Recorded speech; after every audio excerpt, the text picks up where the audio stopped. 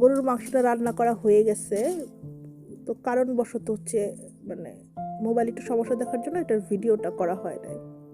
তো সবার যদি আমার গরুর মাংস রান্নাটা ভালো হয়ে থাকে তাহলে আমি 15 মিনিটের গরুর মাংসের ভিডিও একটা আপলোড দিব। তো আমি গরুর মাংস রান্নার শেষে একটা বাগার দিচ্ছি। নর্মালি সাধারণত সবাই হচ্ছে একটা পেঁয়াজকে বেরেস্তা করে দিয়ে দেয়, কিন্তু আমি খালি পেঁয়াজ বেরেস্তা করি না, পেঁয়াজের সাথে হচ্ছে দেই হচ্ছে দুটো তেজপাতা, কিছু জিরা গুঁড়া মানে আমান জিরা, তারপর একটু এলাচি, খুব সুন্দর একটা সুঘ্রাণ আসে মাংস দিয়ে। তো তেল দিলাম, তেলের মধ্যে দিলাম পেঁয়াজ কুচি, জিরা, তেজপাতা আর হচ্ছে এলাচি দিয়ে আমি ভাজলাম। ভাজার পরে যখন সব কিছু ভেজে খুব সুন্দর সুগন্ধ বেরিয়েছে তখন আমি বাগারের জিনিসটা গরুর মাংসে দিয়ে দিলাম।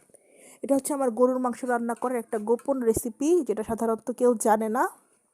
তো সবাই সবসময় খুব প্রশংসা করে যে ফারজানা আপু তুমি এত ভালো গরুর মাংস রান্না করো, তোমার গরুর মাংস রান্নার সিক্রেট রেসিপি কি? তো এটাই হচ্ছে আমার গরুর মাংস রান্নার সিক্রেট রেসিপি।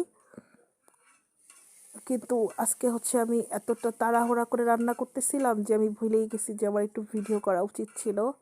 আর তাছাড়া হচ্ছে আমি জয়েন্ট ফ্যামিলি থাকি, তো তো একটু রান্না ভিডিও করতে অনেক সমস্যাও হয়। তো রান্না শেষ হয়ে যাওয়ার পর আমার মনে হয়েছে যে আহারে গরু মাংসটা এত সুন্দর করে মাখিয়ে রান্না করলাম, তো এটা তো আসলে দেওয়া উচিত ছিল।